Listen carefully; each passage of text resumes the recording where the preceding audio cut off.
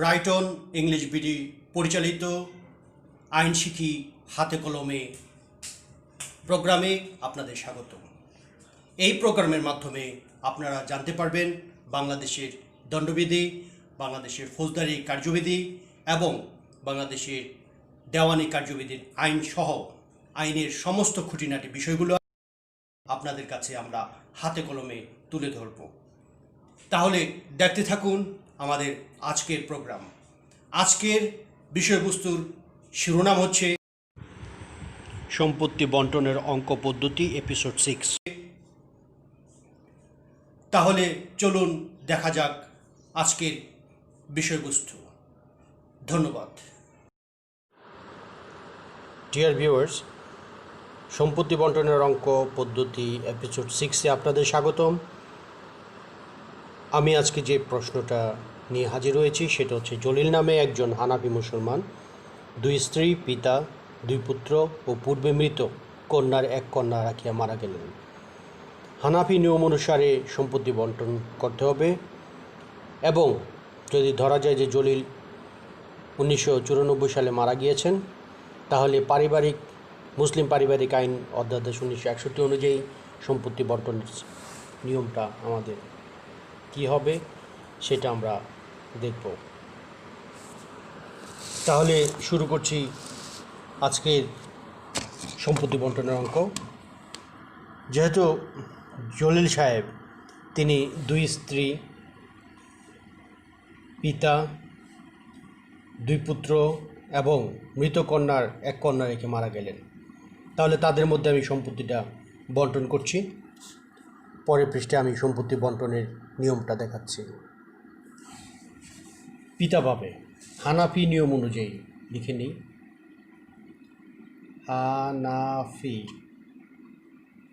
নিয়ম অনুযায়ী,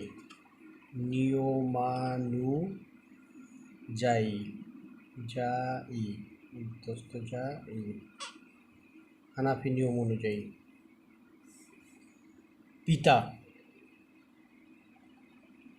পিতা কতটুকু পাবে? পিতা পাবে 6/1 অংশ। তারপরে কে আছে? 2 স্ত্রী।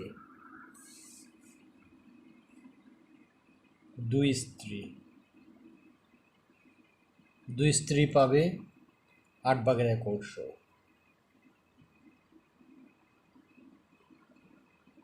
এরা কোরআনিক অংশীদার। কোরআনিক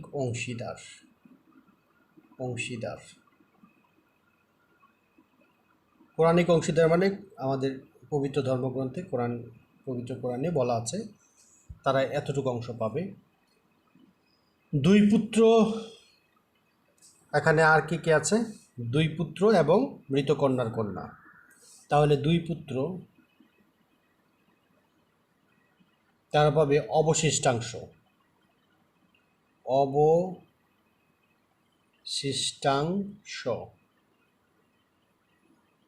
আর মৃত কন্যার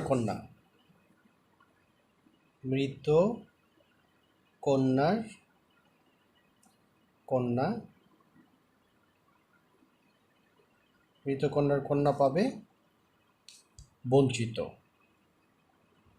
কেন? কারণ হানাফি আইন অনুসারে প্রতিনিধিত্ব স্বীকার করে না হানাফি আইন। এই কারণে মৃত কন্যা সম্পত্তি থেকে বঞ্চিত হবে, যেহেতু সে পিতার পূর্বেই কন্যা মারা গিয়েছিল। তাহলে পিতা 6/1 অংশ, 2 স্ত্রী 8/1 অংশ, 2 পুত্র অবশিষ্টাংশ পাবে। তাহলে আমরা দেখি অবশিষ্ট কতটুকু থাকে। অবশিষ্ট বের করতে হলে অবশ্যই পিতার এবং 2 স্ত্রীটা যোগ করে 1 থেকে বিয়োগ করতে হবে। পরের পৃষ্ঠে যাচ্ছে, পিতা ও 2 স্ত্রীর একত্রে অংশ।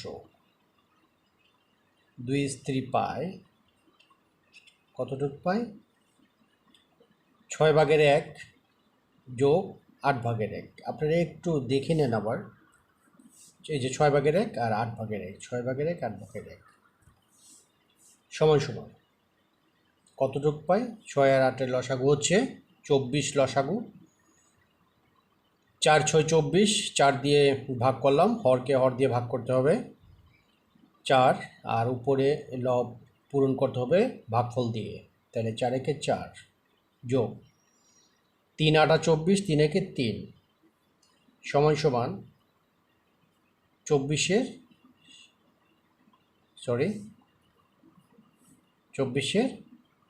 7 অংশ। এটা কে পায়? পিতা ও 2 স্ত্রী পায়। অবশিষ্ট কতটুকু আছে দেখি। অবশিষ্ট সমান সমান 1 বিয়োগ এই 24/7 আমি বিয়োগ করব 1 থেকে। লসাগু হচ্ছে 24, 24 একে 24 বিয়োগ 24 24 ভাগ দিলে 1, 7 একে 7 সমান সমান 24 ভাগের কত আসতেছে? 24 থেকে 7 চলে গেলে 17। এত অংশ পাবে, এত অংশ অবশিষ্ট থাকলো। এই অবশিষ্ট কে পাবে? 2 পুত্র পাবে। তাহলে আমরা লিখি 2 পুত্র পাবে।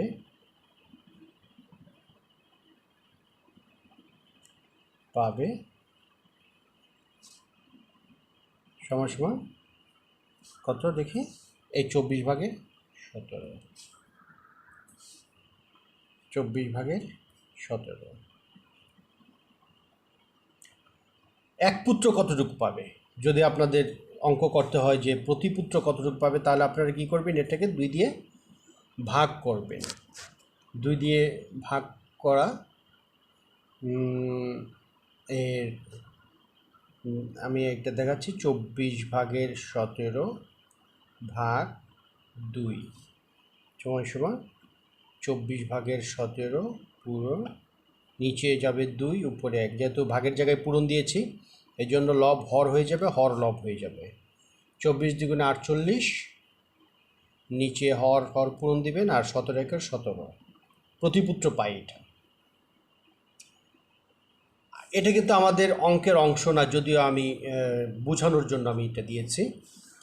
এখন আমরা দেখি যে 2 পুত্র এবং পিতা এবং 2 স্ত্রী মিলে কতটুকু পায়।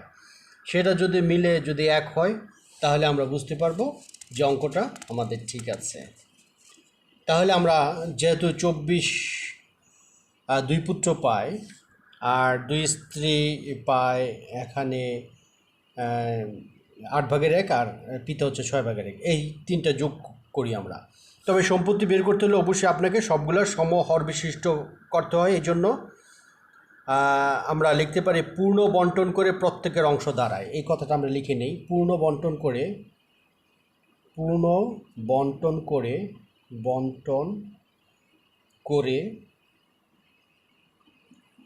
প্রত্যেকের অংশ দাঁড়ায়।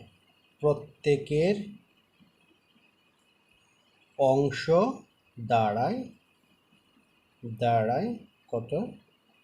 আমি এখন প্রত্যেকটা সমহর বিশিষ্ট করব। কত করব? 24। প্রত্যেকটার হরকে 24 করব। প্রত্যেকটা বলতে কি, 6 ভাগের 1কে 24 হর বিশিষ্ট ভগ্নাংশ করব, 8 ভাগের 1কে 24 হর বিশিষ্ট ভগ্নাংশ করব, এবং 24 ভাগের 17 তো 24 হর বিশিষ্ট আছেই। তাহলে বাকি দুইটা আমাদের করতে হবে। তাহলে কি লিখবো আমরা? পিতা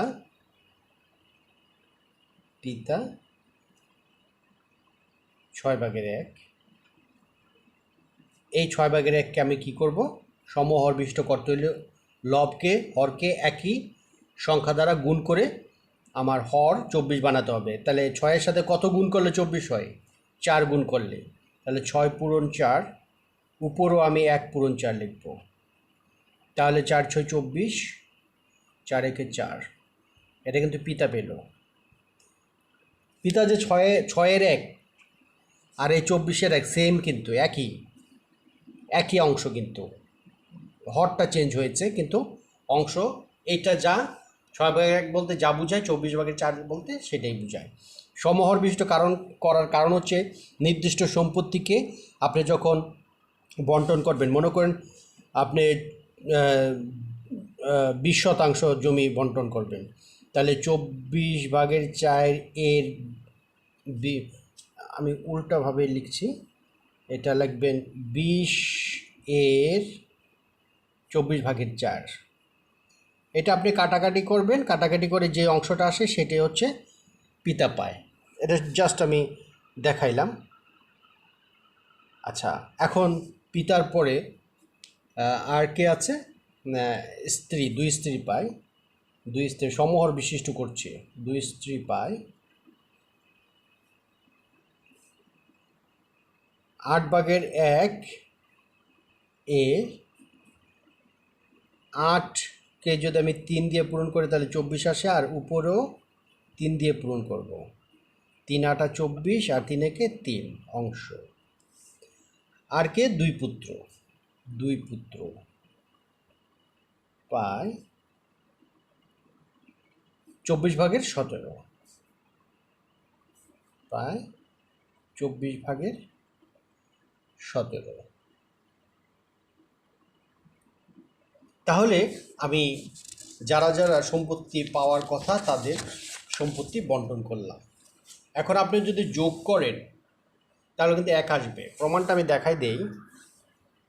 প্রমাণ 6/1 যোগ 8/1 যোগ কত?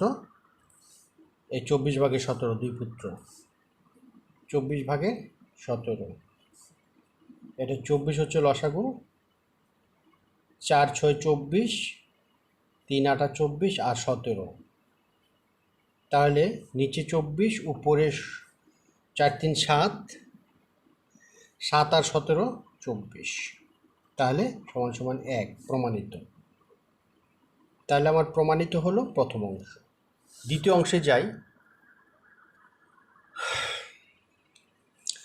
1961 সালের মুসলিম পারিবারিক আইন অনুযায়ী, 1961 সালের মুসলিম পারিবারিক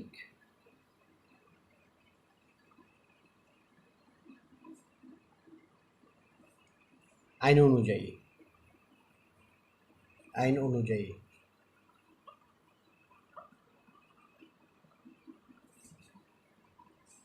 পিতা পাবে কোরআনিক অংশীদার একই রকম থাকবে, হানাফি আইনে এবং মুসলিম পারিবারিক আইনে একই অংশ, 6/1। তেমনি স্ত্রীরাও 2 স্ত্রী একই রকম পাবে। স্ত্রীর অংশ নির্দিষ্ট করে দেওয়া আছে পবিত্র কোরআনে, 8/1 অংশ।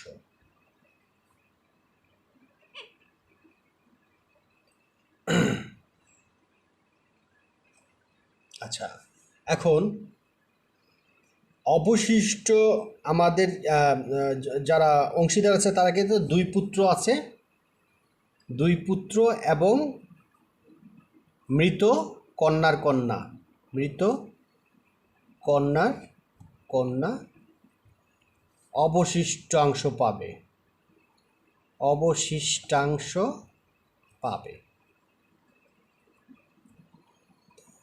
2 পুত্র এবং মৃত কন্যার কন্যা অবশিষ্টাংশ পাবে। তাহলে দেখি অবশিষ্ট কতটুকু আছে।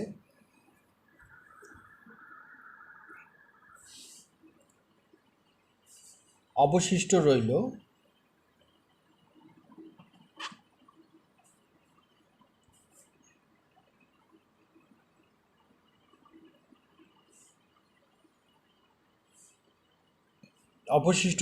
পিতার 2 পুত্র তো আগে বের করতে হবে, এটাকে বের করে নেই।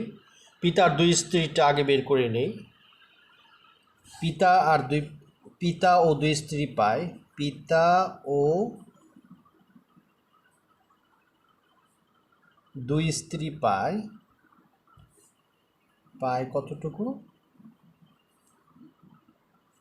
6/1 যোগ 8/1, 24, 4 6 24, 3 8 24, 24/7 অংশ। এটা পিতা ও 2 স্ত্রী পায়। অবশিষ্ট রইল কতটুক? 1 বিয়োগ এই 24/7 দেখি, সমান সমান 24, 24 বিয়োগ 7 সমান সমান 24/17 অংশ। এই অংশটা কিন্তু কে পাবে? 2 পুত্র এবং মৃত কন্যার কন্যা। কেন মৃত কন্যার কন্যা পাবে? কারণ 1961 সালের মুসলিম পারিবারিক আইন অনুযায়ী যদি বাবার মৃত্যুর পূর্বে ছেলে বা মেয়ে মারা যায়, তাহলে সেই ছেলে বা মেয়ের সন্তানও সেই বাবা যতটুকু পেত ঠিক ততটুকুই পাবে। এটা হচ্ছে প্রতিনিধিত্ব নীতি। এটা স্বীকার করে 1961 সালে যে আইনটা হয়েছে, সেই আইন অনুযায়ী এটাকে গ্রহণ করা হয়েছে, বা প্রতিনিধিত্ব নীতি স্বীকার করে এই আইনটি। তাহলে আমরা এই অংশটা এই অংশটা পাবে, সরি এটা না, এই অংশটা পাবে কে? 2 পুত্র এবং মৃত কন্যার কন্যা। তাহলে দেখছি আগে 2 পুত্র মৃত কন্যার কন্যার ভাগটা আমি করতে হবে আমাদের। 2 পুত্র এবং মৃত কন্যার কন্যা। 2 পুত্র কতটুকু পায়? 2 × 2 সমান সমান 4 ভাগ। আমি আপনাদেরকে আগেই বলেছি, পুত্রের বেলায় পুত্রের সংখ্যা দিয়ে 2 দিয়ে গুণ করবেন, কারণ পুত্র 2 গুণ পায়, কন্যা 1 গুণ পায়। সেই জন্য 2 দিয়ে গুণ করতে হবে পুত্রের সংখ্যাকে, আর কন্যার সংখ্যাকে 1 দিয়ে গুণ করতে হবে, যেহেতু কন্যা 1 আর পুত্র 2, মানে 2:1 এইভাবে। তাহলে আমাদের আর থাকলো কে? 1 মৃত কন্যার কন্যা। 1 মৃত কন্যার কন্যা সমান সমান 1 × কত? 1, তাই না? সংখ্যাও 1, আর আমরা গুণ করবো 1 দিয়ে। 1 একে 1 ভাগ। তাহলে মোট কয় ভাগ হলো? 4 একে মোট 5 ভাগ। 5 ভাগ। তাহলে 2 পুত্র পায়, কে কতটুকু পায় আমরা তো ভাগ বের করলাম। এখন অংশটা দেখি কত।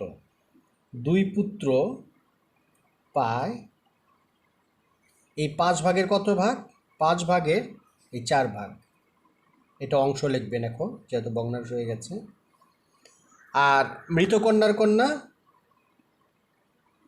1 মৃত কন্যার কন্যা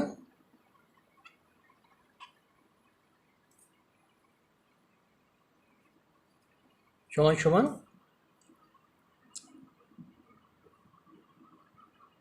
কয় ভাগ পায়? 5 ভাগের 1 ভাগ। মোট হচ্ছে 5 ভাগ, আর কন্যা পাচ্ছে কত? 1 ভাগ। এই জন্য 5 ভাগের 1 ভাগ, এটা অংশ হয়ে গেল। এখন এই অংশের উপর ভিত্তি করে আমি অবশিষ্ট অংশ এর এত অংশটা বের করলে আমার পাওয়া যাবে কতটুকু পেল। অবশিষ্টর কিন্তু 5 ভাগের 1 ভাগ পায় মৃত কন্যার কন্যা, আর অবশিষ্টের 5 ভাগের 4 ভাগ পায় 2 পুত্র।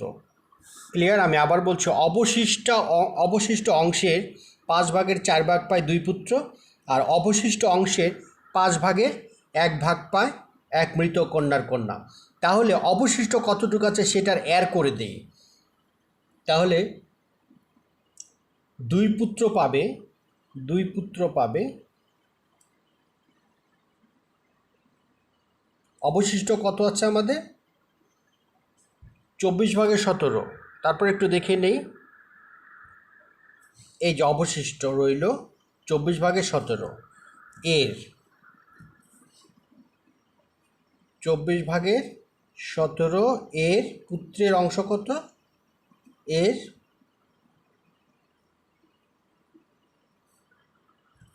2 পুত্র পায় 5 ভাগের 4, এর 5 ভাগের 4 সমান সমান 5×24 কত? 120, আর 4×17 68। আপনারা একটু করে দেখেন, এত অংশ এটা পায় 2 পুত্র। তাহলে এখন 1 মৃত কন্যার কন্যা দেখি। 1 মৃত কন্যার কন্যা পায় পায়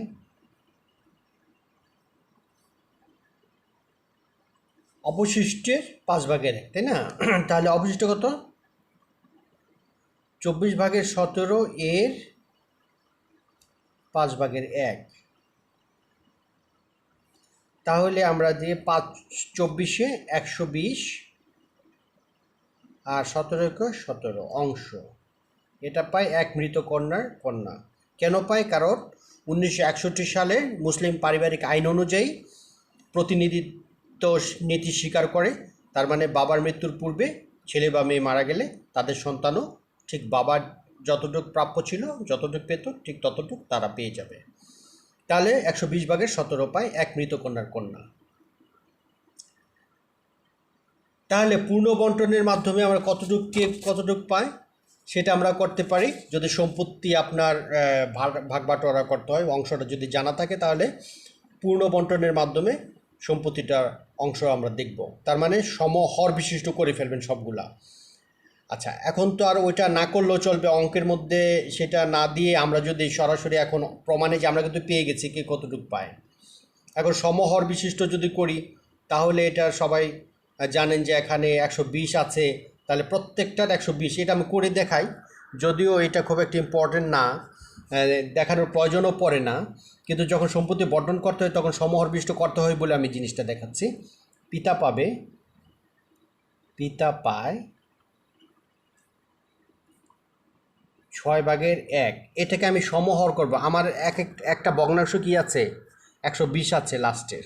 তাহলে 120 সবগুলা হর, একটা ভগ্নাংশের হর 120 আছে, যেহেতু এই প্রত্যেকটা হরকে 120 করব। তাহলে 6/1কে যদি আমি 120 করি হর, তাহলে কি দাঁড়ায়? 6 পূরণ 20, 20 দিয়ে গুণ করলেই 120 আসে। তাহলে উপরেও আমাকে 20 দিয়ে গুণ করতে হবে। তাহলে 120/20। এটা পিতা। 2 স্ত্রী, তারা কতটুকু পায়? 8/1। এটাকে সমহর করে দেই, 120 করি হরটা। তাহলে 8কে কত দিয়ে গুণ করলে 120 হবে? 8 15 120, 15, আর 1 × 15। তাহলে কি দাঁড়াচ্ছে? 8 15 120, আর উপরে 15কে 15। 2 স্ত্রী পাবে, গেল 2 স্ত্রী। আর 2 পুত্র কতটুকু পাবে? 2 পুত্র কিন্তু আমরা একটু দেখে নিই, আমরা একটু পড়ে ফেলেছি। এই যে 2 পুত্র পাবে 120/68।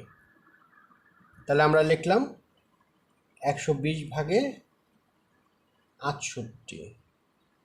আর কি থাকে? এক মৃত কন্যার কন্যা। তাহলে এটাও করা আছে, এক মৃত কন্যার কন্যা 120/17। তাহলে মৃত কন্যার কন্যা, একটু সংক্ষেপে লিখলাম 120/17।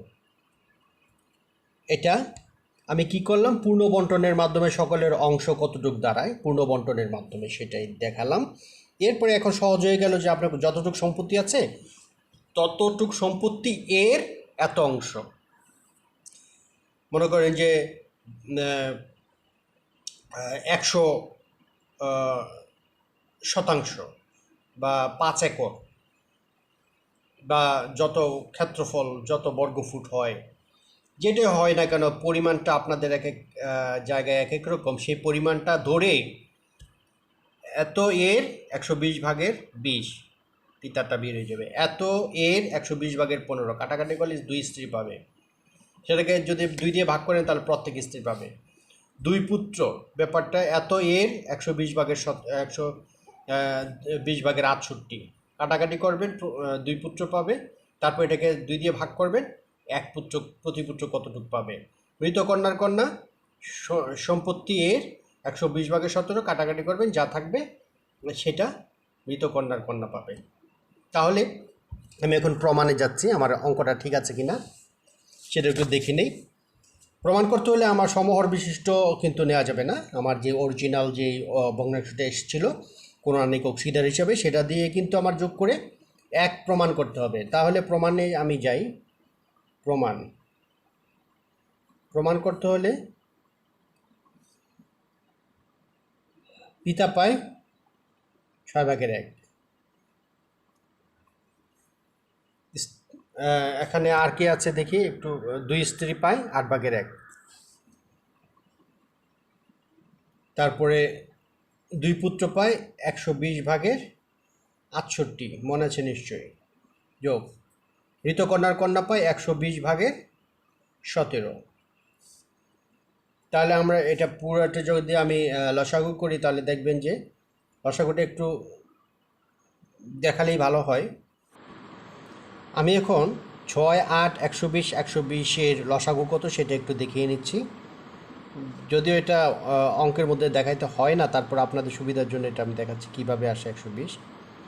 6, 8, 120, 120। প্রথমে আপনি ক্ষুদ্রতম সংখ্যা দিয়ে ভাগ করবেন। প্রথমে আমি 2 দিয়ে ভাগ করলাম। 3 দুগুণে 6, 4 দুগুণে 8, তারপরে 60। এটাকে আবার ন্যূনতম 2টা সংখ্যাকে ভাগ দিতে হবে লসাগুর ক্ষেত্রে। তাহলে 3 দিয়ে আমি অন্তত 2টা সংখ্যাকে ভাগ দিতে পারি, যেটা ভাগ নিঃশেষে বিভাজ্য হয়। তাহলে 3 একে 3, 4, 3 20 60, 3 20 60। এখন আমার এদিকে আমি নিয়ে আসলাম কত, 1, 4, 20, 20। কত দিয়ে ভাগ করা যাবে? 4 দিয়ে ভাগ করি। 4 দিয়ে ভাগ করলে 1, 4 5 20, 4 5 20। আচ্ছা, 4 5 20। তাহলে এখন আবার কত দিয়ে ভাগ করব? আবার 5 দিয়ে ভাগ করি। 1 1 1, 5 একে 5, 5 একে 5। তাহলে আমার কি থাকলো এখানে? আমি দেখি কি থাকলো। 2, এই 2 পূরণ 3, এই 3। তারপরে আমি এখানে চলে আসছি পূরণ 4, পূরণ 5, এই কয়েকটা। তাহলে 3 দুগুণে 6, 4 6 24, 5 24 120। 3 দুগুণে 6, 4 6 24, 5 24 120। তাহলে নিশ্চয়ই আপনারা বুঝতে পেরেছেন কীভাবে লসাগু করতে হয়। আমি মুছে দিচ্ছি।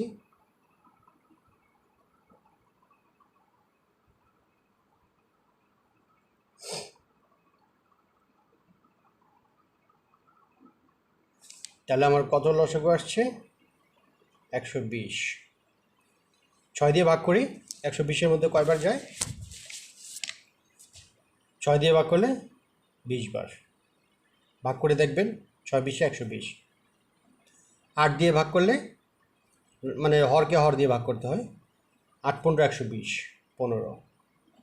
120-কে 120 দিয়ে ভাগ করলে 1, 68 1 68। 120-কে 120 ভাগ করলে 1, 17-কে 17। সমান সমান নিচে হর হচ্ছে 120 আর লব হচ্ছে এই 20, 15, 68 এবং 17 যোগ করলে 120 হয়। আপনারা একটু যোগ করে দেখেন 120 হয়। তাহলে 120 লব 120 হর, তার মানে 1, প্রমাণিত। 1 লিখেছি, এটা প্রমাণিত। তাহলে আমাদের অঙ্কটা হয়েছে, তার মানে আমাদের বন্টনটা সঠিকভাবে হয়েছে। ঠিক আছে, আজকে এই পর্যন্তই থাকবে ডিয়ার ভিউয়ার্স।